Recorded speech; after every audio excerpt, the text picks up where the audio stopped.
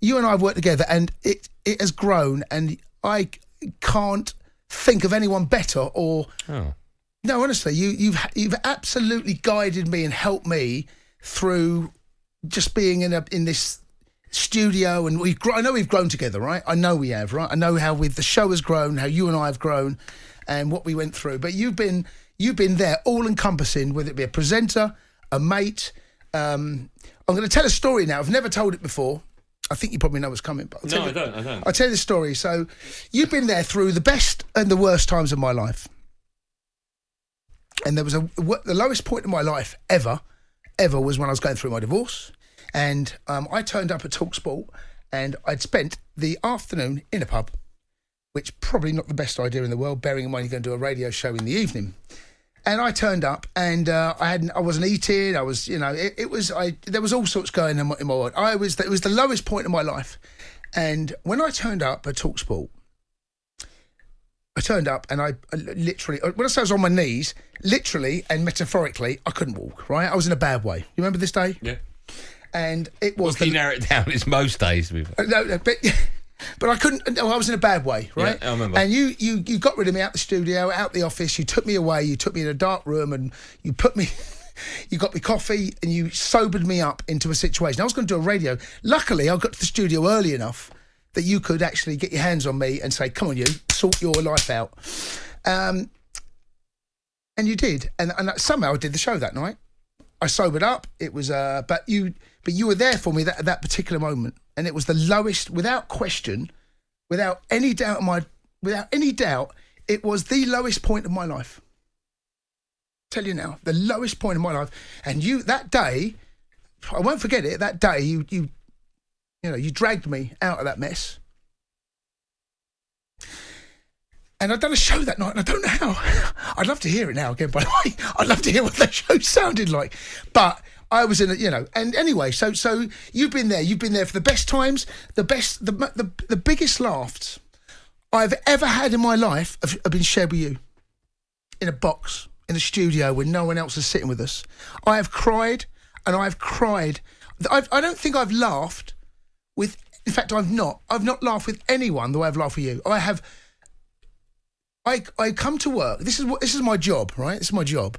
My job is coming to work with one of my best mates, watching football, laughing, coming on air, taking calls, and laughing even more, and getting paid for it. And it's one of the best jobs in the world. And I would not want to have done it with anyone in the world, anyone other than you.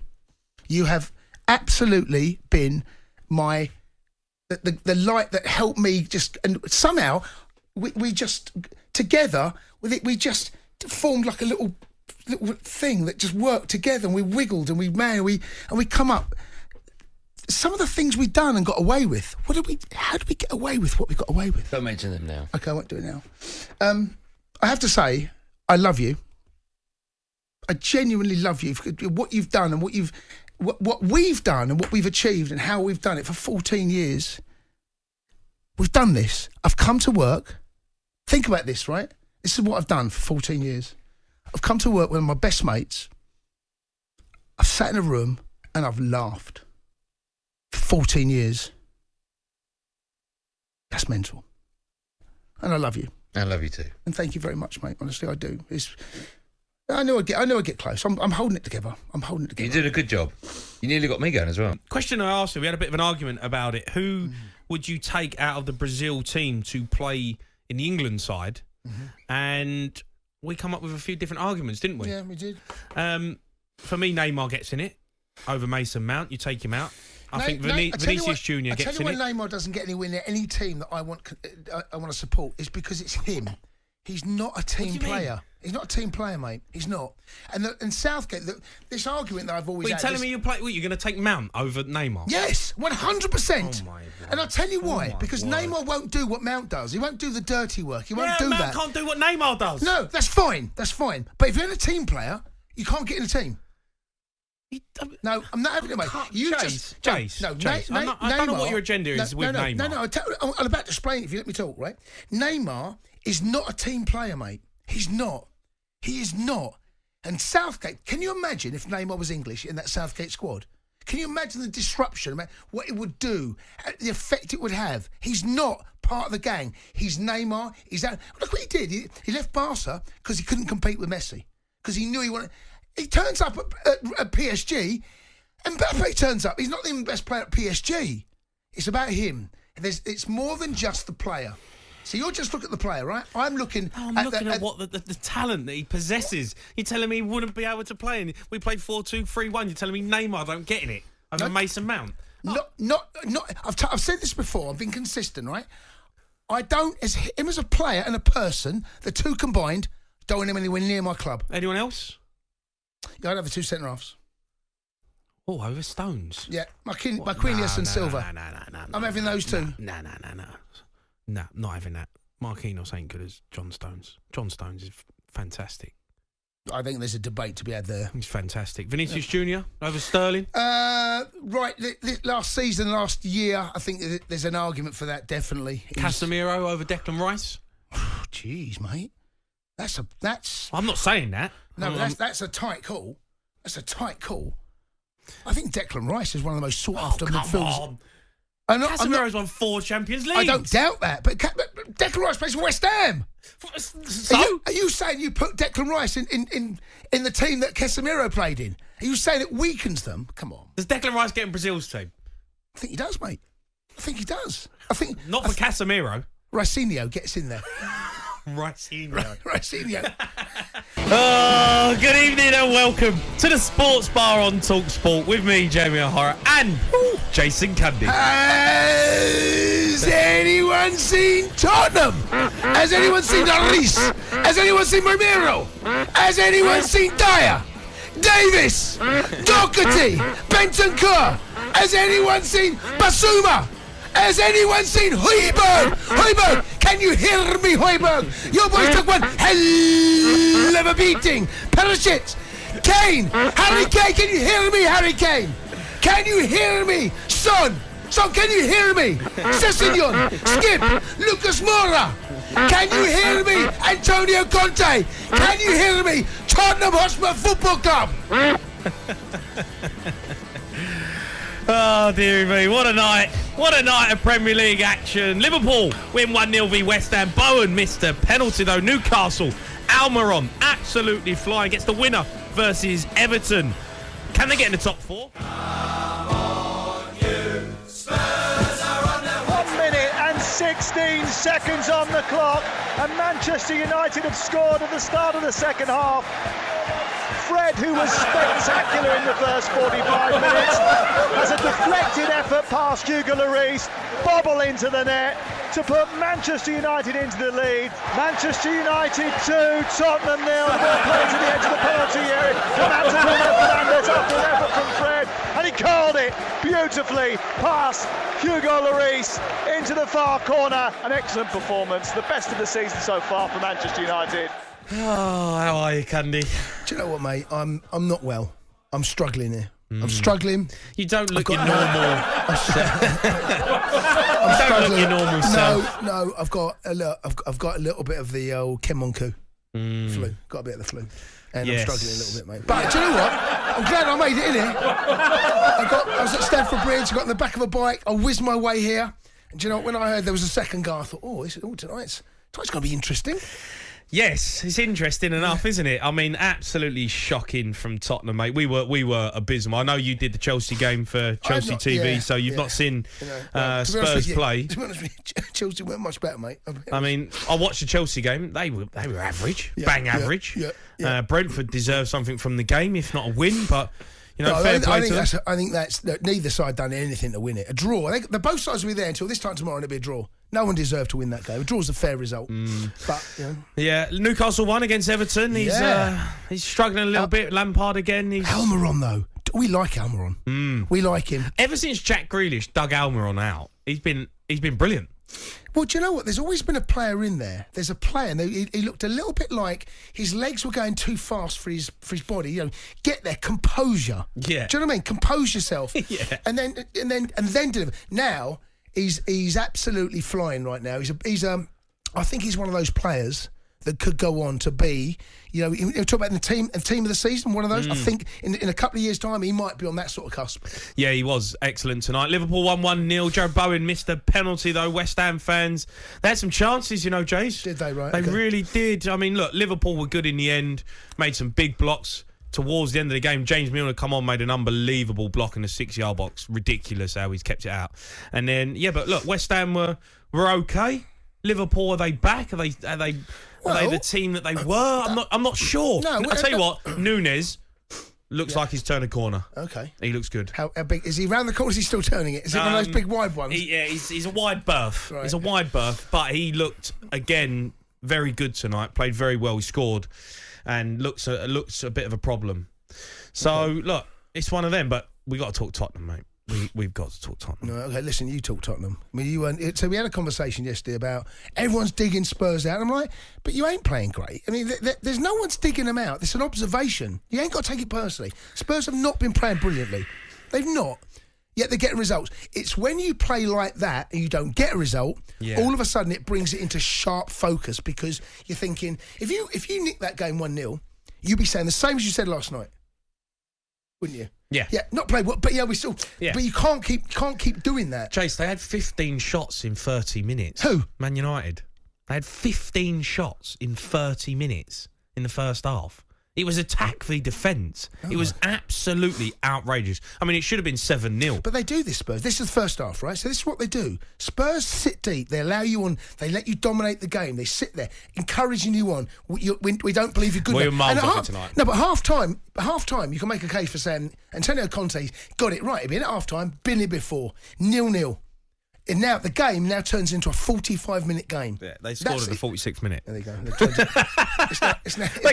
They scored in the 46th minute. It's now a 44-minute game. I'm saying to the boys, I'm saying Conte's going to go out on half time. He's going to get into them. He's going to go mad. They're going to come out different side second half. Yeah. 46 minutes on the clock. 1-0 down.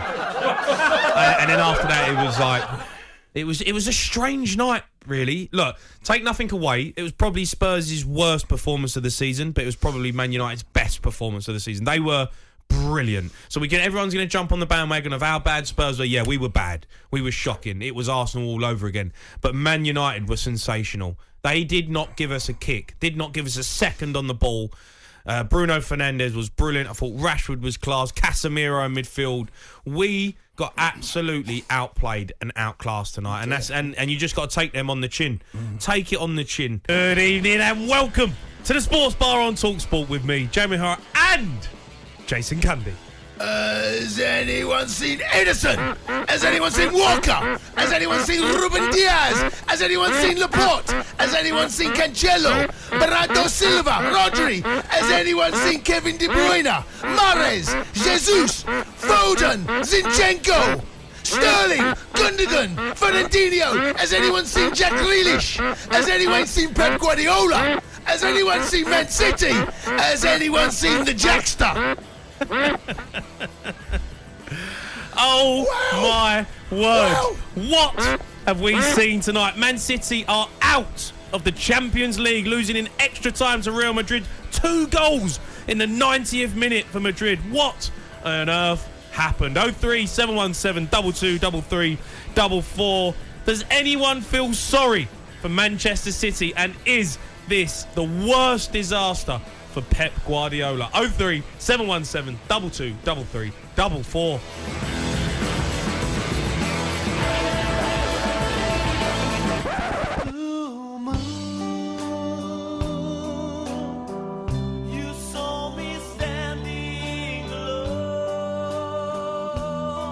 Slipped out towards Mahrez! Get in there! Get in! Riyad Mahrez lashes it into the top right-hand corner! Manchester City have a 2-goal aggregate lead and might just have booked their place at the Stade de France. Benzema volleys it back across the face of goal, and there's one back. And the aggregate lead is back to 1 as we go into stoppage time. Carvajal's ball in here. Oh, it's in again. Carvajal flashing the cross in. And Real Madrid have scored twice in a minute and a half. And It's Karim Benzema who spots this one down again. Right-footed, he addresses it and slots it into the bottom right-hand corner, sending Ederson the wrong way. Real Madrid 3, Manchester City 1. What a cruel game this can be.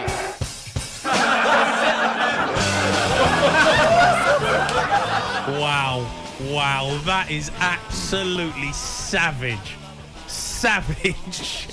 Nothing to do with me. Nothing to do with you. Nothing's to do with me. It's the production. I told them not to do it. They said no. We got to do it. Shocking. Oh my word! What have we witnessed, Jason? What have we just witnessed? I don't actually know.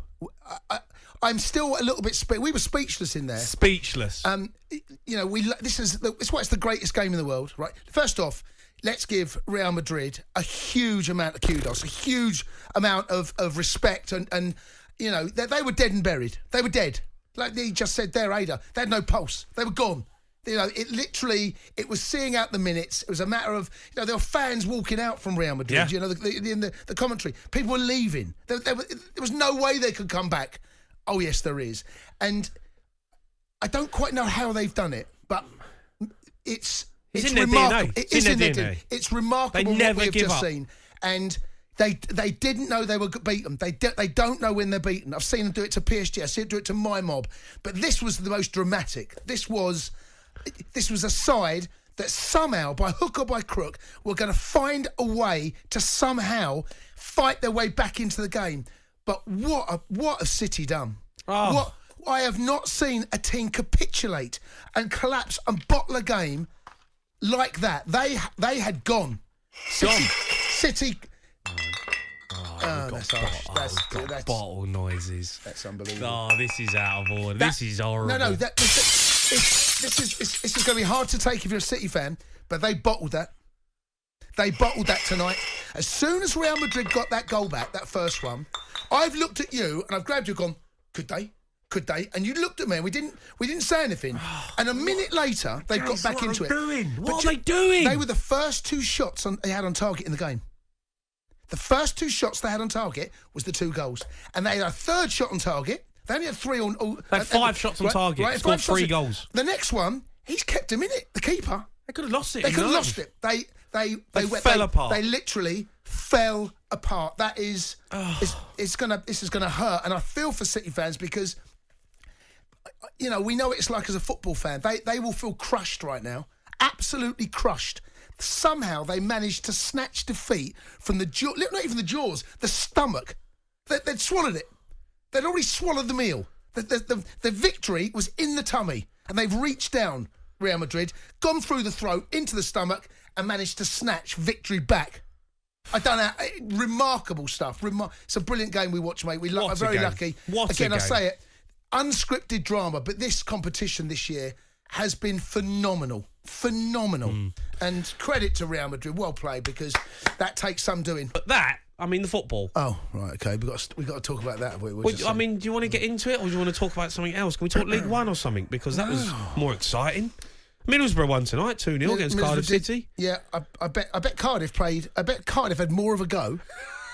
Cardiff would have had more. What? Okay, first off, congratulations, Liverpool. Cruise control. Yeah, it was. There's not a world that exists right now that Villarreal can trouble Liverpool at any price. Awful. Right? Liverpool were totally dominant. It was, in some ways, it became too easy for them. It was embarrassing. I don't know what I've just watched, but Villarreal are a disgrace. That is a disgrace. UEFA must be watching that and thinking, we are in big trouble. If that's what's getting to the semi-final and playing English teams. Look, Man City last night were brilliant, right? And they should have won the game by more goals, right? They didn't, right? I still think they'll go through, but it's a bit nip and tuck, right? What Liverpool did tonight, Liverpool did not get out of second gear. That Villarreal side there, it was like playing the last game of a group game against the side that's not even good enough to go into the Europa League. That's how bad they were. They're in the semi-final, but that's shocking, they disgraceful. Bayern Munich, Juve, mate. I don't know how. Look, Liverpool are brilliant. We know how good they are, right? But that was a disgrace tonight. That is shocking. That is a disgrace to the Champions League. Liverpool, there's players there that haven't even broke sweat. No. Right? They were walking around that pitch. That's a semi-final of a Champions League. Liverpool are just too good. There's only one team on the planet that can do anything at Liverpool right now, and that's Man City. And maybe Chelsea in a one-off, right? But no one can get near Liverpool. They are streets ahead, and that Villarreal side there were beaten before the first whistle went.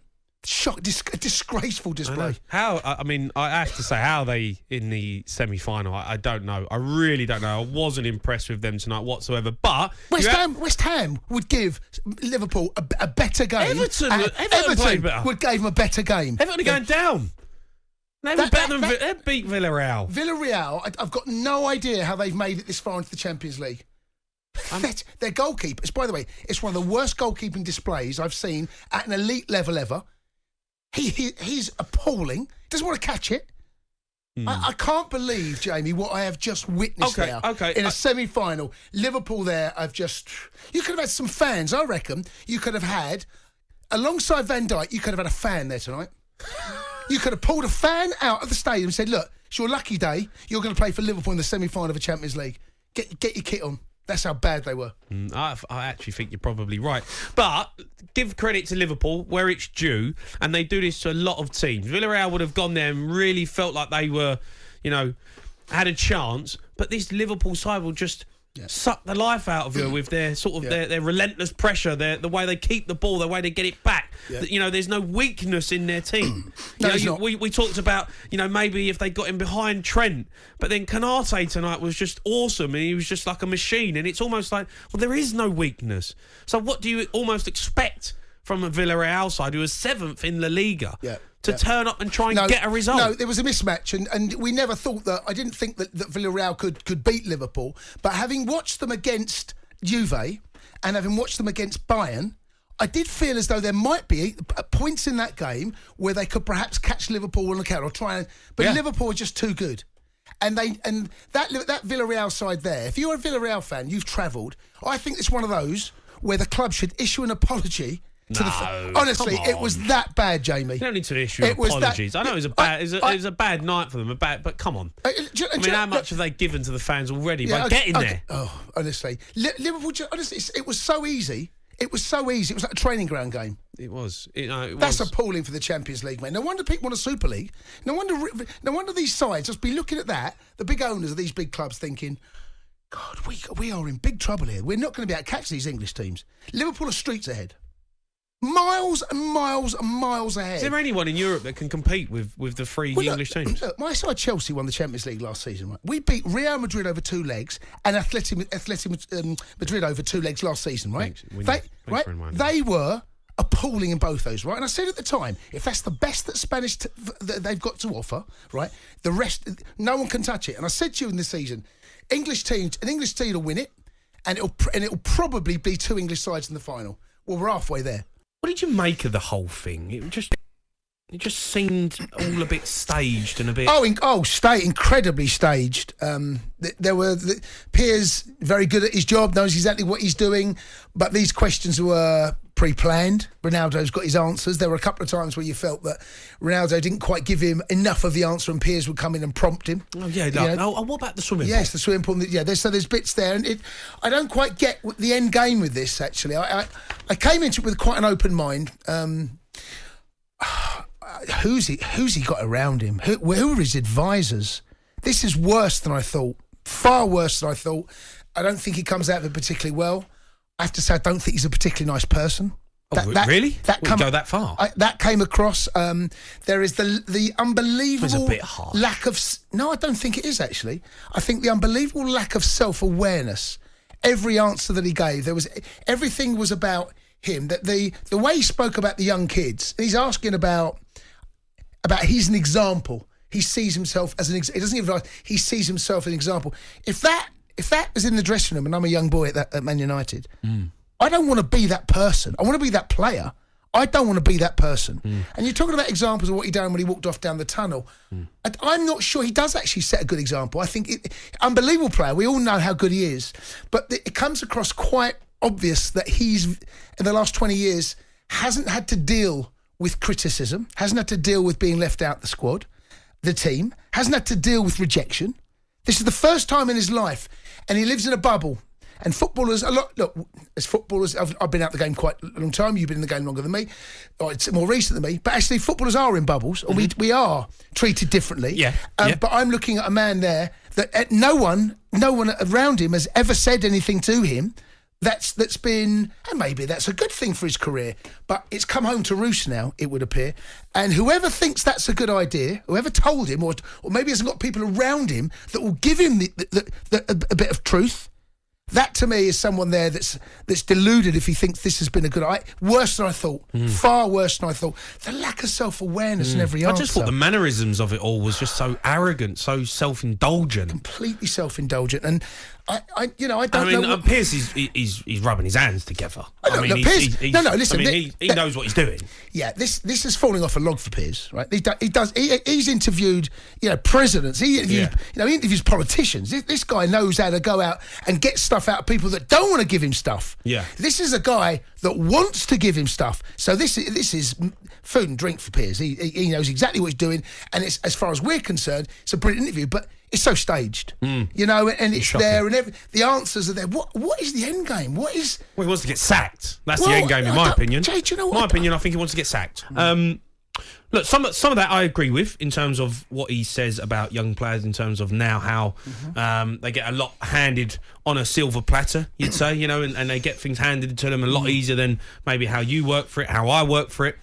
But if you're Cristiano Ronaldo and you're coming into a football club, if I'm at Manchester United and I'm a young lad, I would be obsessed with asking him questions. I'd be driving him mad. I'd be watching him every day. Watching that interview, and he says he's an example to players.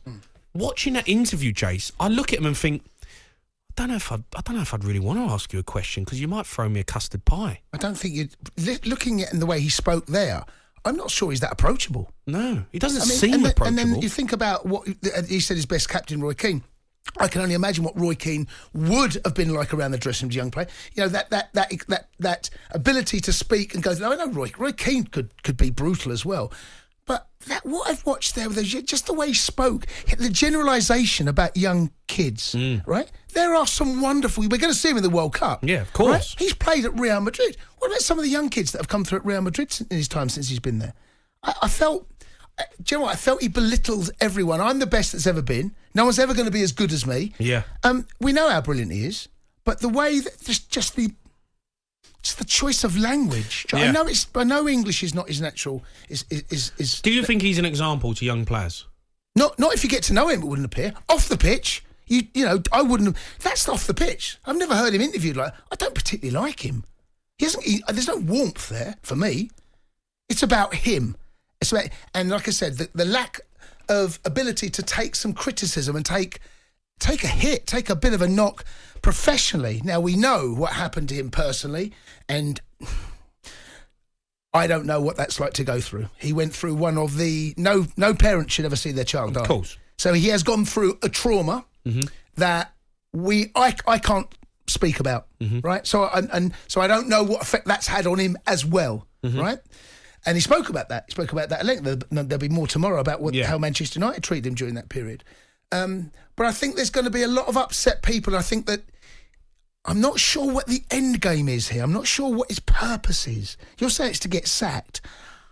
I don't know, mate. I think He wants out. He wants out. He wants out. I don't think he wants sacked.